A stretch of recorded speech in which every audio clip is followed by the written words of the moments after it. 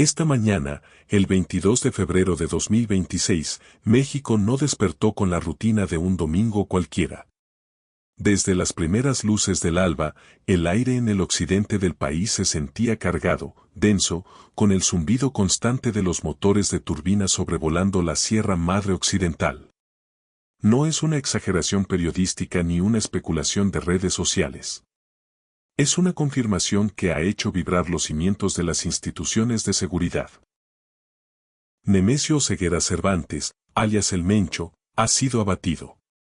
El hombre por el que la Administración de Control de Drogas de los Estados Unidos, la DEA, ofrecía una recompensa de $15 millones, finalmente ha caído en un operativo de precisión quirúrgica en el corazón de Jalisco. Durante más de una década, su nombre fue sinónimo de un poder casi feudal, de una violencia que desafió al Estado mexicano y de una capacidad de expansión que llevó su bandera criminal a más de 20 países en 5 continentes.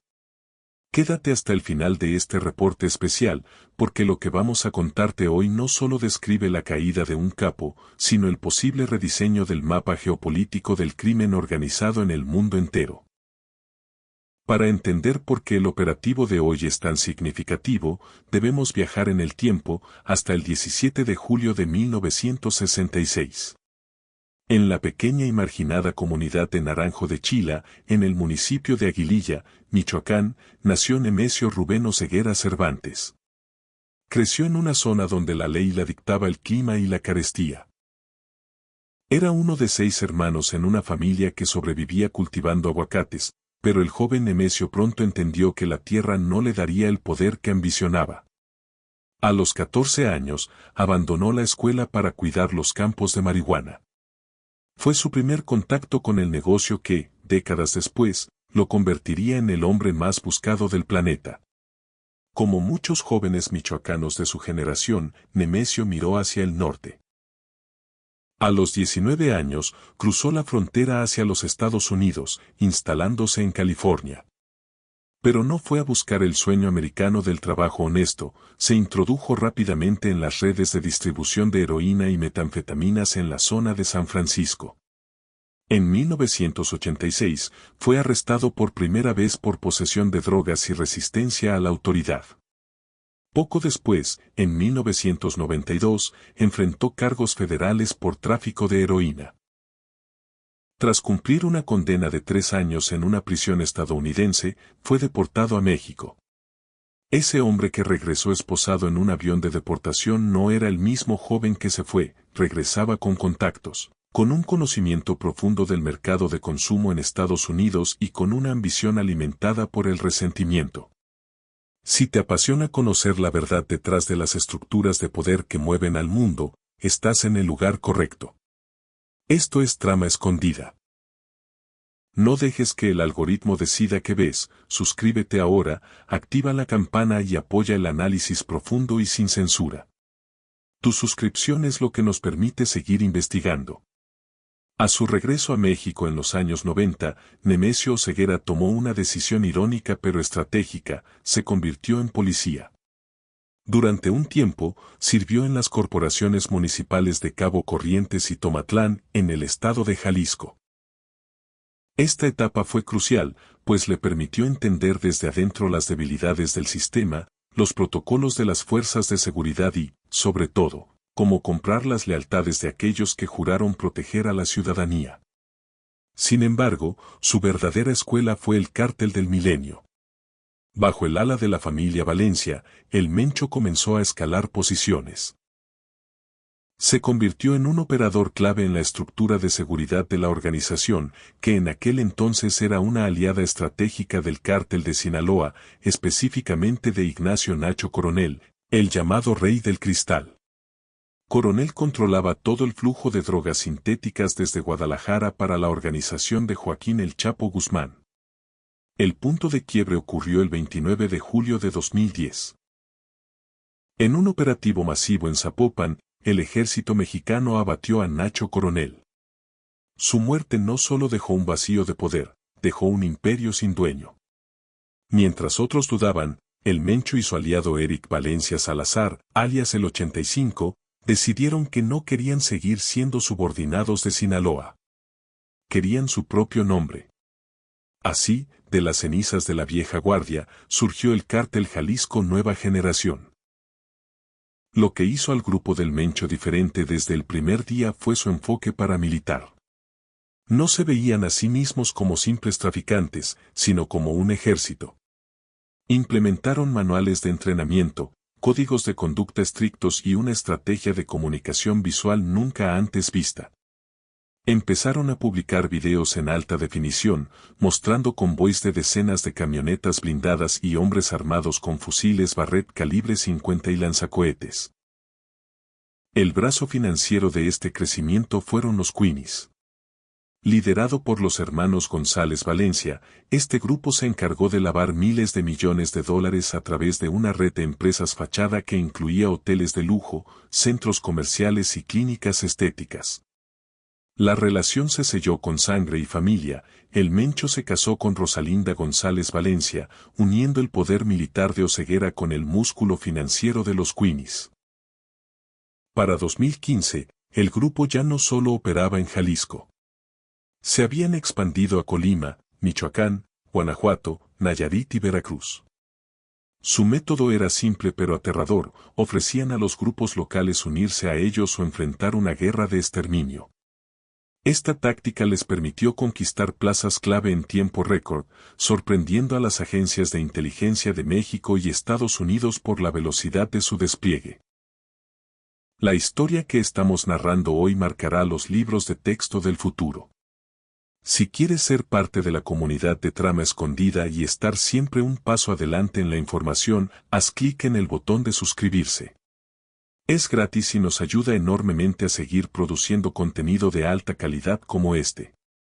Hubo un evento que marcó un antes y un después en la historia moderna de México, el 1 de mayo de 2015. El gobierno federal lanzó la Operación Jalisco con el objetivo de capturar a Oseguera Cervantes.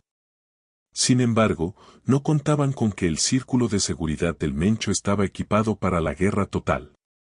Esa mañana, un helicóptero Cougar de la Fuerza Aérea Mexicana, con 18 elementos a bordo, localizó un convoy sospechoso en la ruta entre Casimiro Castillo y Villa Purificación. Al intentar realizar una maniobra de descenso, los criminales utilizaron un lanzacohetes RPG para impactar el rotor de cola de la aeronave. Fue la primera vez en la historia que un grupo delictivo derribaba un helicóptero militar de esa magnitud en pleno vuelo. El saldo fue trágico: 8 militares y un policía federal perdieron la vida. El impacto de este evento fue sísmico. El Estado mexicano entendió que no se enfrentaba a una banda de delincuentes, sino a una organización insurgente con capacidad de respuesta militar. A partir de ese día, el Mencho se convirtió en el objetivo prioritario número 1, y la cacería no se detuvo hasta esta mañana. A pesar de su poder, el Mencho vio cómo su estructura más íntima se desmoronaba con los años. Su hijo, Rubén Oseguera González, conocido como el Menchito, fue detenido y liberado en varias ocasiones hasta que finalmente fue extraditado a Estados Unidos. En 2025, un tribunal estadounidense lo sentenció a cadena perpetua y le impuso una multa de $6,000 millones. Su hija, Jessica Johanna Oseguera, alias La Negra, también fue capturada en Washington mientras intentaba asistir a una audiencia de su hermano. Cumplió una condena por administrar empresas vinculadas al lavado de dinero. Incluso su esposa, Rosalinda, fue detenida en 2021 en Zapopan. El gobierno mexicano apostaba por la estrategia del agotamiento, capturando a sus operadores financieros y familiares para obligarlo a cometer un error. Pero el Mencho era un fantasma. Se dice que vivía en cabañas móviles en la sierra, que nunca usaba teléfonos celulares y que se comunicaba únicamente a través de mensajeros humanos.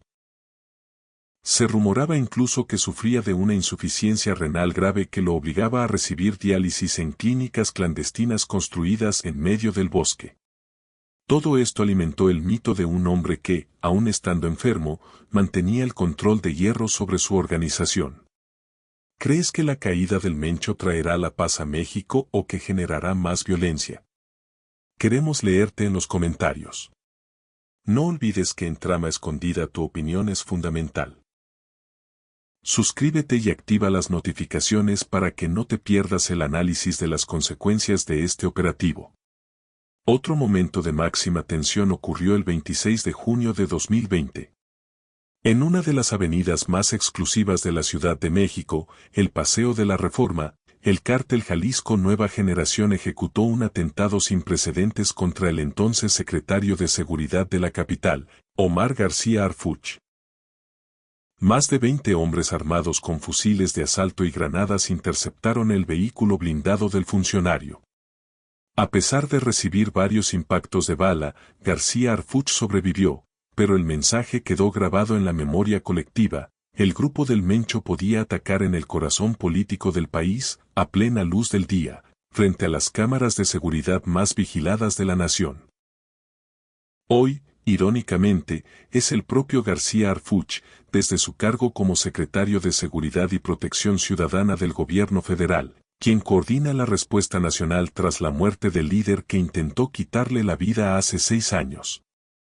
La historia, a veces, tiene cierres poéticos y brutales. Llegamos al relato de lo sucedido hace apenas unas horas. El operativo no fue producto de la suerte, sino de un seguimiento de inteligencia de 18 meses. Gracias a la interceptación de señales y al uso de drones de última generación de la Secretaría de la Defensa Nacional, se logró ubicar un complejo de cabañas en una zona de difícil acceso entre los municipios de Tapalpa y Talpa de Allende, en Jalisco.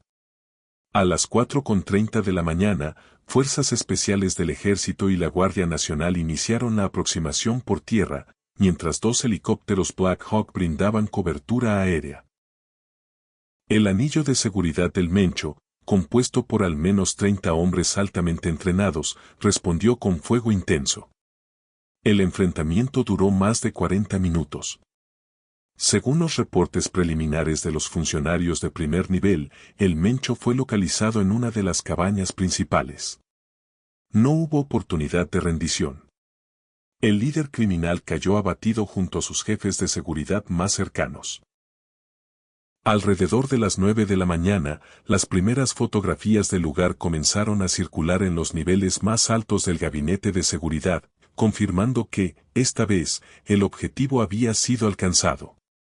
Inmediatamente después de confirmarse la muerte de Oseguera Cervantes, el Estado de Jalisco y otras 5 entidades entraron en lo que se denomina Código Rojo. Las células del cártel Jalisco Nueva Generación activaron protocolos de distracción y caos. Se reportaron incendios de vehículos en la carretera a Chapala, bloqueos en el periférico de Guadalajara y ataques a tiendas de conveniencia en Guanajuato y Michoacán. El gobernador de Jalisco, Pablo Lemus Navarro, ha pedido a la población mantener la calma y evitar desplazamientos no esenciales. En ciudades como León, Irapuato y Celaya, el transporte público fue suspendido temporalmente tras el incendio de varias unidades.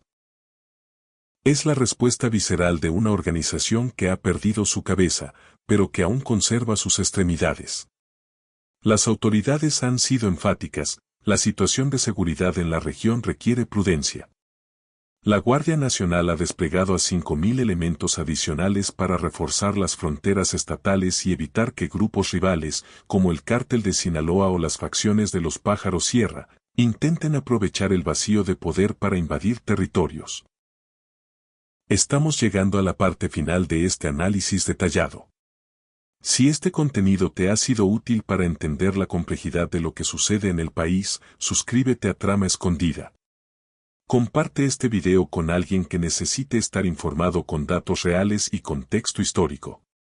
La gran pregunta que todos se hacen ahora es: ¿significa esto el fin del cártel Jalisco Nueva Generación? La respuesta de los expertos es un rotundo no. La historia del crimen organizado en México, desde la caída de Miguel Ángel Félix Gallardo hasta la captura del Chapo Guzmán, nos enseña que las organizaciones se transforman, se fragmentan, pero rara vez desaparecen de inmediato. El CIG es hoy una corporación criminal con un modelo de franquicias. Tienen operadores en Estados Unidos, Europa, Asia y Oceanía. Es probable que veamos una lucha interna por la sucesión. Nombres como el de Eudias Flores Silva, alias el Jardinero, o Juan Carlos Valencia González, alias el 82, suenan como posibles herederos del trono. Sin embargo, ninguno posee el carisma oscuro y la autoridad incuestionable que tenía el Mencho. A corto plazo, es posible que la violencia aumente debido a esta fragmentación interna. Pero a largo plazo, el Estado mexicano ha enviado un mensaje contundente. No hay refugio lo suficientemente profundo ni sierra lo suficientemente alta para esconderse de la justicia de manera permanente. El 22 de febrero de 2026 quedará registrado como el día en que se cerró uno de los capítulos más sangrientos de la historia contemporánea de México. Nemesio Oseguera Cervantes, el hombre que pasó de cuidar campos de marihuana a dirigir un imperio global, terminó su camino en una zona rural de Jalisco, la misma tierra que lo vio ascender. Pero mientras los políticos celebran el éxito del operativo, miles de familias en México siguen buscando a sus desaparecidos y comerciantes siguen esperando el día en que no tengan que pagar una cuota por trabajar. La caída del Mencho es un paso histórico, un triunfo de la inteligencia militar y la coordinación federal, pero la verdadera victoria llegará cuando las instituciones del Estado ocupen los espacios que hoy dejan vacíos los criminales. México ha cambiado esta mañana. Hay alivio, hay incertidumbre, pero sobre todo, hay una esperanza frágil de que este sea el principio del fin de una era de impunidad. Gracias por acompañarnos en este extenso recorrido por la vida y caída de uno de los hombres más poderosos del siglo XXI. Esto fue Trama Escondida. No olvides suscribirte y activar la campana para estar al tanto de toda la información que surja en las próximas horas. Hasta la próxima.